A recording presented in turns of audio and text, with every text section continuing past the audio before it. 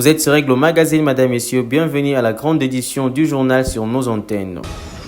À la une d'actualité, la ministre d'État chargée des Affaires étrangères, Thérèse Kouaïkamba, était devant différents médias ce jeudi 3 juillet 2025. Il était question de répondre aux différentes préoccupations de ces derniers concernant l'accord de paix signé entre la République démocratique du Congo. Selon un rapport des Nations Unies, le Rwanda aurait dirigé les opérations des groupes armés rebelles M23 de la prise de Goma et Bukavu dans l'est de la République démocratique du Congo. Encore une fois de plus, mesdames, messieurs, bienvenue.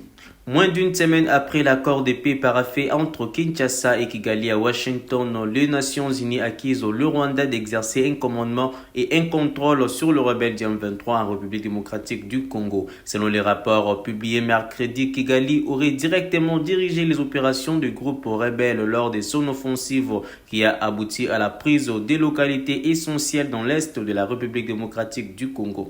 Les documents évoquent jusqu'à 6000 soldats rwandais directement impliqués dans les combats sur le sol congolais entre janvier et mai 2025, mentionnant les noms de plusieurs hauts responsables rwandais présents sur le terrain. Suivez.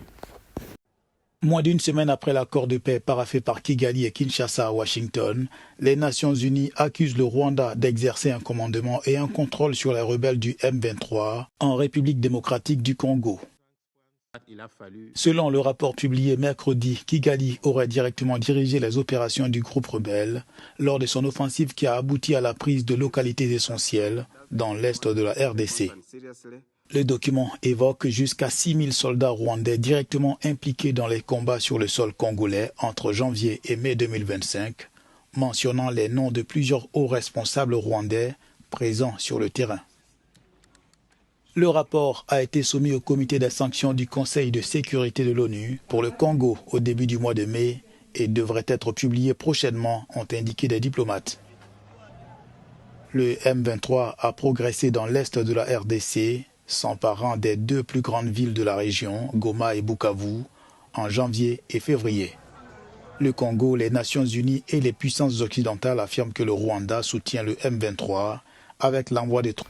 Comme annoncé dans les titres, la ministre des Affaires étrangères Thérèse Kouaïkamba Wanger était devant la presse afin d'éclaircir l'opinion du contenu de l'accord de paix signé avec le Rwanda. Plusieurs questions ont été posées, notamment celle de la neutralisation des FDLR. La ministre d'État a déclaré que ces derniers devront être sensibilisés et rapatriés chez eux pour prise en charge. C'était lors d'un briefing aux presses conjointe avec le porte-parole du gouvernement ce jeudi 3 juillet 2025. Suivez son point de presse. Merci beaucoup.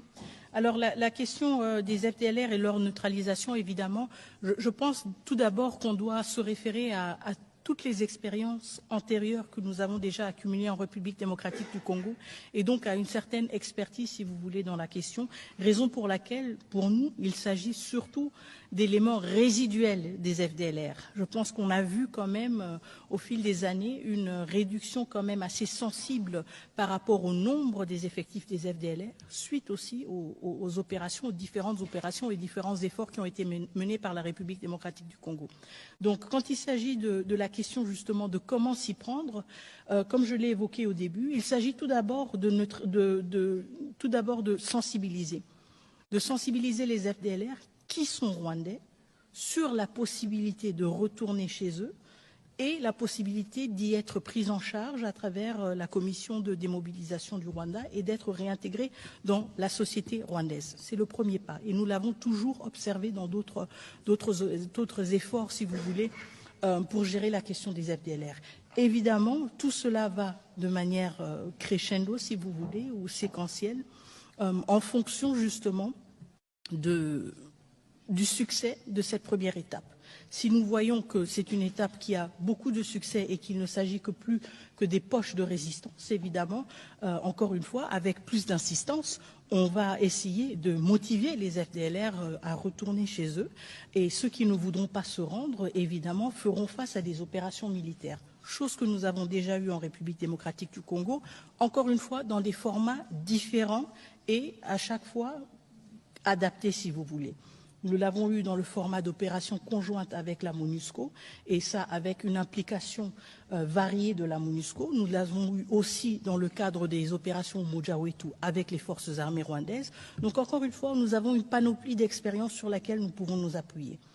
La question de la capacité des forces armées. Le chef d'état-major des forces armées de la République démocratique du Congo séjourne depuis le mardi dernier dans la ville de Kisangani de la province de la Chopo pour une inspection de travail. Cette ville qui est verrou sécuritaire contre la rébellion du M23. Suivez. Général des forces armées de la République démocratique du Congo.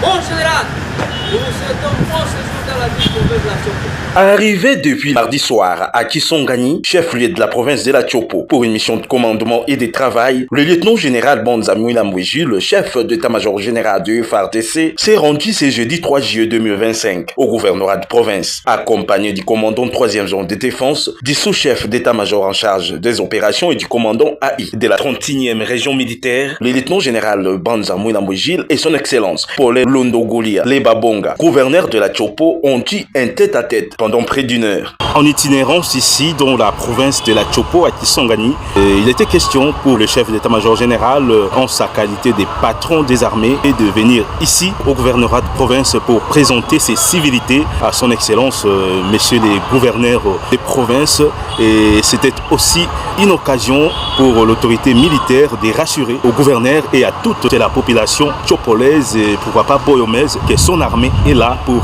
maintenir l'ordre, son armée est là pour parer à toute éventualité afin de défendre la ville de Kisangani, la province de la Chopo, pourquoi pas toute la République démocratique du Congo. À Kisangani où il séjourne, le chef d'état-major général s'est rendu mercredi au camp Bauma pour visiter les militaires. Poursuivons ce jeudi 3 juillet 2025, l'ambassade des États-Unis à Kinshasa, capitale de la République démocratique du Congo, a procédé à la remise de matériel de laboratoire et de fournitures médicales à l'Institut national de santé publique d'une valeur de 200 000 $ américains. C'est donc s'inscrit dans le cadre d'un projet d'une enquête nationale visant à évaluer l'impact du VIH et à orienter les politiques publiques. Suivez.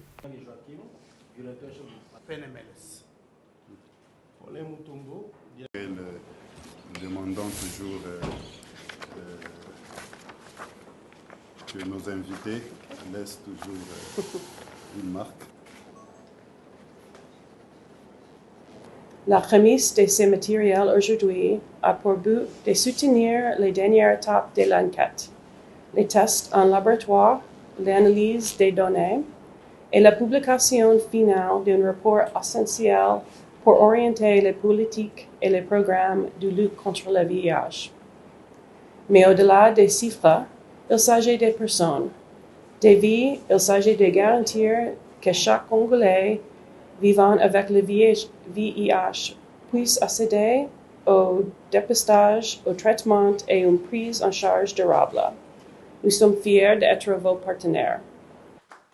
La Commission électorale nationale indépendante a officiellement acquisé jeudi 3 juillet 2025 aux réceptions de la correspondance du vice-premier ministre de l'Intérieur relative à l'organisation prochaine des élections de bourgmestre, maire adjoint et conseiller urbain. Dans une lettre signée par son président Denis Kadima Kazadi, la CENI indique qu'elle est déjà en pleine mobilisation pour l'élaboration des nouveaux calendriers réaménagés afin de mener à bien ces scrutins tant entendus. Suivez. L'institution promet de rendre public ce calendrier dans le meilleur délai. Par ailleurs, la CENI rassure que le budget lié à l'organisation de ces élections est en cours de finalisation et sera transmis incessamment au ministère sectoriel concerné pour la suite des procédures. Ce développement marque une avancée significative vers l'effectivité de la décentralisation longuement réclamée par la population à la base, qui attendent impatiemment de pouvoir élire leurs dirigeants locaux dans un cadre démocratique. Pour rappel, les dernières élections locales en République démocratique du Congo se font toujours attendre malgré plusieurs annonces. L'engagement actuel de la CENI constitue donc un signal fort en faveur de l'accélération de ces processus. Parlons d'autre chose à présent. La vague de chaleur actuelle a battu des records et suscite l'inquiétude dans toute l'Europe. Alors que les températures dépassent 40 degrés dans certaines régions du continent, les conditions météorologiques extrêmes ont provoqué des incendies de forêt en Turquie qui a tué 2 personnes. Suivez. La canicule continue de frapper l'Europe. En Turquie, la vague de chaleur a fait 2 morts, un octogénaire qui a succombé à l'inhalation des fumées à Ödemiş, dans l'ouest du pays, et un ouvrier forestier qui luttait contre les flammes dans cette même ville. Plus à l'est, des centaines de pompiers, appuyés par des avions et des hélicoptères, ont été déployés ce jeudi pour éteindre un incendie dans la ville côtière de Çeşme.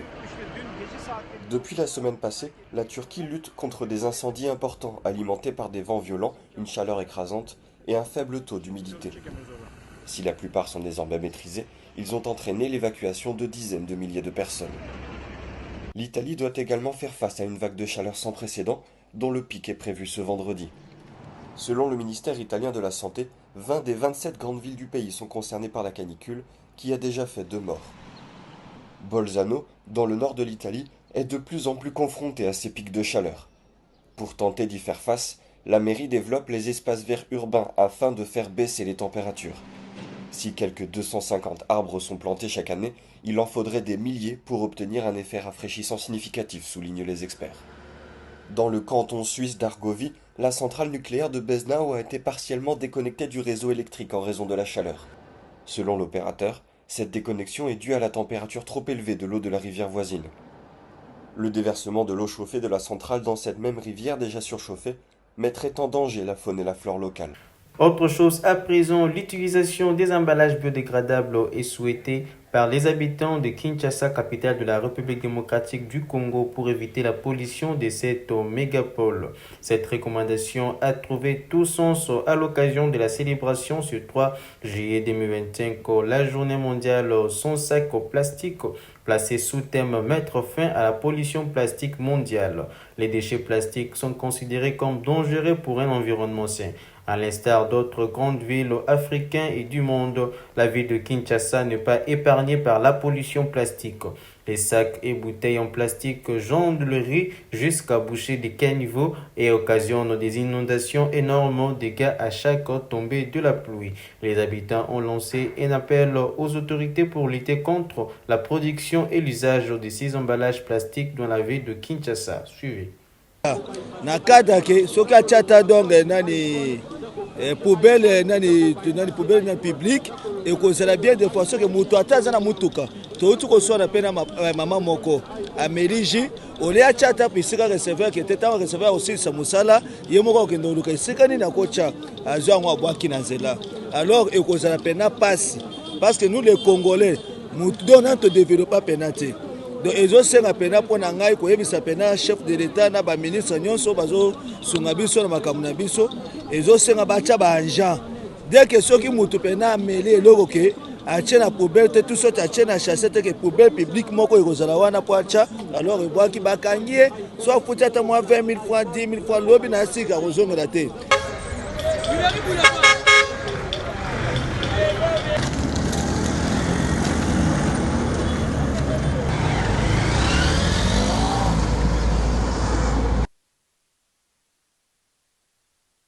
Soko tali eloko ezo epolue ezo bebisa ville na biso eza makambo tozomona oyo soki gouvernement malgré bazwaka décision ebandi mais par après balâche dernièrement bazwaki solution ya tosalela susu basachet te tosalelaka bapapier bambalage ya bapapier oyo soko otumbi eziki et par après décision na biso soki ekenda wapi lelo tozo continuer na babiloko wana soko tali bien okomonaka yango nde ezodomine ezotia salite so ekoti na bakaniveau ebouche kaniveau parce que ekendaka bien te en tout cas baautorité bameka na kozongela badécision bazwaki mikolo eleki ya kozongela bambalage a papier oyo ezali soko otumbi eziki.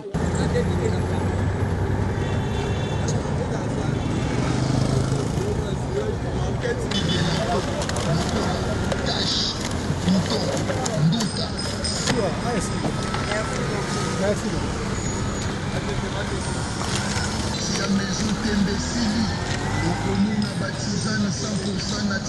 Normalement, ça que ça va 25 kilos.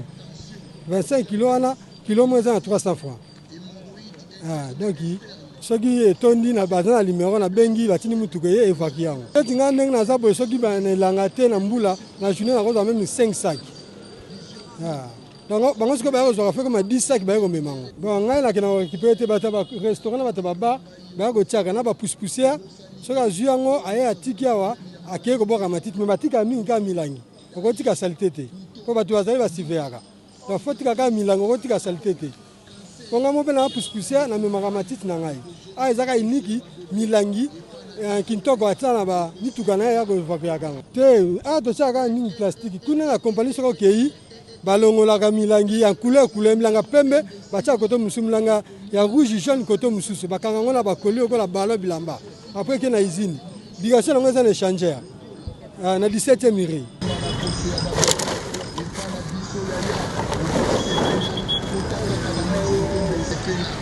C'est la fin de ce journal, madame, messieurs, mais avant de nous dire au revoir, le rappel des titres. La ministre d'État en charge des affaires étrangères, Thérèse Boy-Kamba, était devant différents médias sévériques le 3 juillet 2025. Il était question de répondre aux préoccupations de ces derniers concernant l'accord de paix signé avec le Rwanda sous médiation des États-Unis. Selon un rapport de l'ONU, le Rwanda aurait dirigé des opérations de groupe armé M23 dans la prise de Goma et Bukavu dans l'est de la République démocratique du Congo. C'était tout pour ce journal. Merci de nous avoir suivis. Bonne continuité des programmes sur nos antennes de Aigle Magazine. Merci.